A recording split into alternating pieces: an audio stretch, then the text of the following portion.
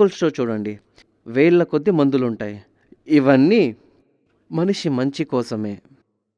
అదేమంటే మనిషి దేహం మంచి కోసమే, మరి మనిషి ఆరోగ్యం కోసమే ఇవన్నీ ఉన్నది.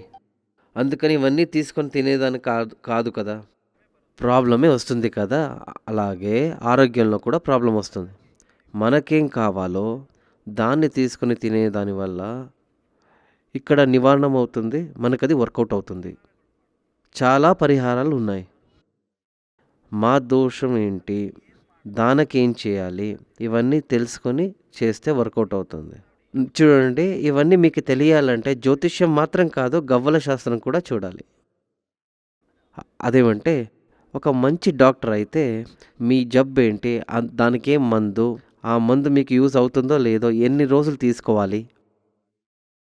డాక్టర్‌లో కొంతమంది చెప్తారు, లేదండి ఈ జబ్బు ఇలాగే ఉంటది.